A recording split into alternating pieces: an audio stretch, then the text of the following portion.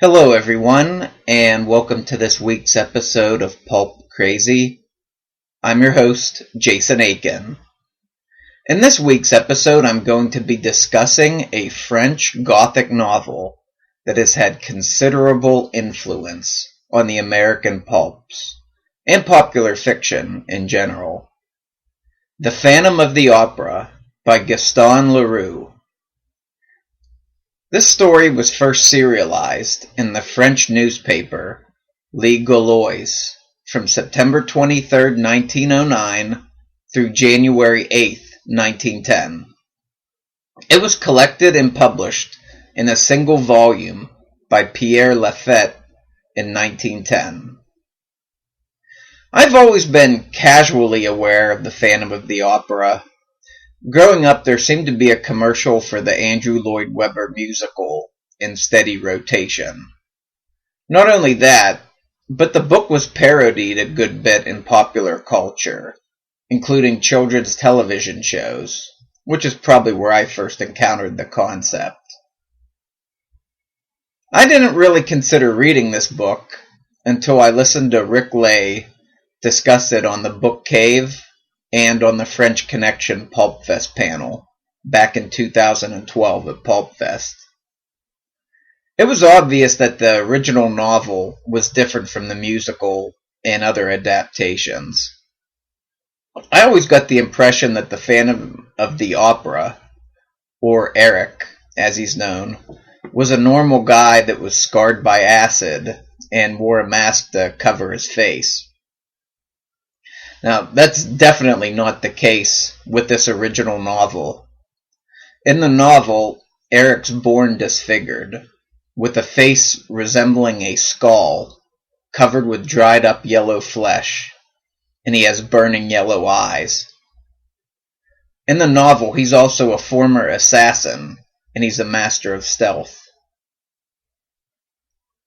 Rick Lai sees the Phantom of the Opera as an inspiration for the Shadow, and has written a series of stories called Shadows of the Opera that act as companion pieces to Gaston Leroux's original Phantom of the Opera novel.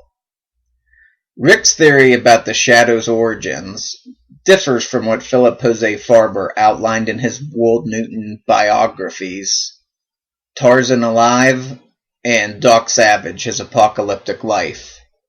But in my eyes, they're just as valid speculations as Philip Jose Farber's. I plan on doing episodes on Rick's Shadows of the Opera books in the future, so I'll save additional info on them for later. I will, however, put links in the show notes to them. Rick ties the Phantom of the Opera into other characters in what's become known as the French Wold Newton universe as well, such as Countess Cagliostro, the Blackcoat's crime family, and Judex. Blackcoat Press has published a great deal of stories featuring these French characters, and it was the Blackcoat Press edition of The Phantom of the Opera that I chose to read. While The Phantom of the Opera is in the public domain, and there's a public domain translation available on Project Gutenberg and other places on the web, I have to personally recommend the Blackcoat Press translation / adaptation by John Mark and Randy Lafitte. I really enjoyed reading this Blackcoat Press edition. Their edition is a very effortless read, and there are plenty of footnotes. The Lafitte's translation also includes a bonus short story they wrote at the end of the book that tells of Erik's origins. It's titled His Father's Eyes, and it's an interesting theory they put out there. In the paperback version, there's also a portfolio of 45 artist illustrations of Erik by some amazing artists. The book's also available in ebook format at an affordable price. I'll put a link to both of these in the show notes. Now, I mentioned that the novel is different from the musical and other adaptations. This is nothing new, especially when it comes to these early Gothic and horror novels, such as Dracula and Frankenstein, that later became stage plays. And then after they were stage plays, they became movies.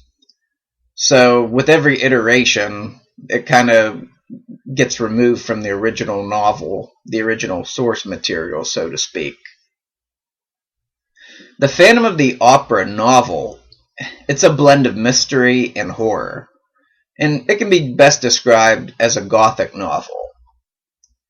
It's written in a pseudo-journalism style by Gaston Leroux, who has been investigating the strange events that occurred at the Paris Opera House several years prior. As I mentioned, the story was first serialized from 1909 to 1910, but the actual setting for the events chronicled by Leroux, according to the Black Coat Press website, is 1891 Paris. More specifically, at the Paris Opera House, although there are some other locations featured in the book. There is a bit of a love story angle to this, but it's a dark romance of sorts. I guess you could say it's a love triangle. The three main characters are Erik. He's the disfigured Phantom of the Opera, who lives in a house along a subterranean lake beneath the Paris Opera House. He was one of the subcontractors who helped construct the Opera House, and he built in a bunch of secret passages throughout the building and constructed his home beneath it. He even has a torture chamber adjacent to his home.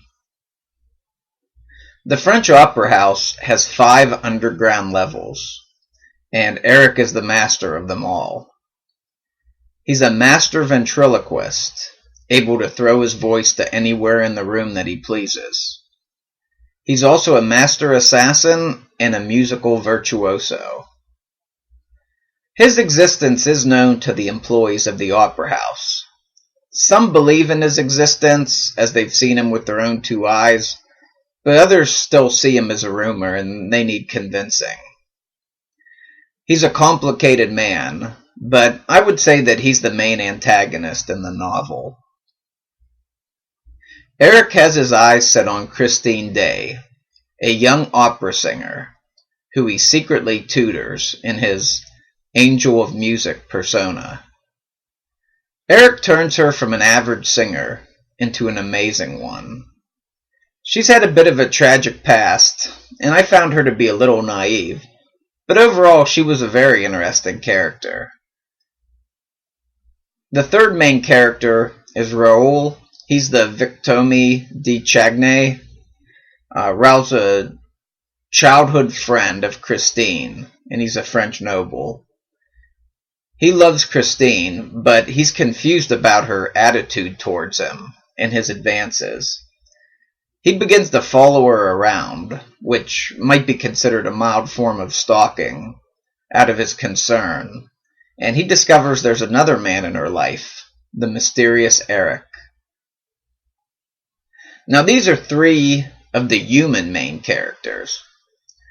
I'd say the French Opera House itself is also a major character in this book. All of the scenes that take place within its walls are just golden in my eyes. It's just some really amazing stuff. I love the way Leroux uses the architecture and the supporting characters he created to inhabit it. The supporting characters are a lot of fun, and they're some of my favorites. These are such as the 2 opera managers who believe someone is pulling a prank on them in regards to the Phantom's demands for his stipend. There's also a really cool character. He's the mysterious Persian. He seems to have some past connection with Erik. And a real cool scene, it's very short, but I really liked it. There's an old man and a woman who secretly live in a cubbyhole in the Paris Opera House that Christine visits. But the coolest ones are probably there's some mysterious people who dwell beneath the opera house in the underground tunnels, but I won't spoil those. If you're into Gothic and horror novels, definitely check this out. I also believe that fans of urban vigilantes such as the Shadow, Batman, the Spider, etc. will get a lot of enjoyment out of this too. If not for Erik, we wouldn't have the Shadow, and without the Shadow, we wouldn't have Batman. I'm going to put links to where you can purchase the Black Coat Press translation in the show notes. I'm also going to link to a nice review by Carrie Hernandez that goes deeper into the Black Coat Press translation/adaptation. Definitely give this book a read if you're into popular fiction. The back and forth between Raoul and Christine does get a little tiresome around the halfway point, but it doesn't last for very long, because at about halfway through the novel, the action picks up even more, and it doesn't stop until the conclusion of the story. I think the last half of the novel is just amazing. But overall, it's just a really great book, and I can see why it has been so influential on popular fiction. Well, that's it for this week's episode. Pulp Crazy is located at pulpcrazy.com. I'm at Pulp Crazy on Twitter, and facebook.com/pulpcrazy. My YouTube channel is located at youtube.com/pulpcast. You can also email me at pulpcrazy@gmail.com. Thanks for watching, and I'll see you next time.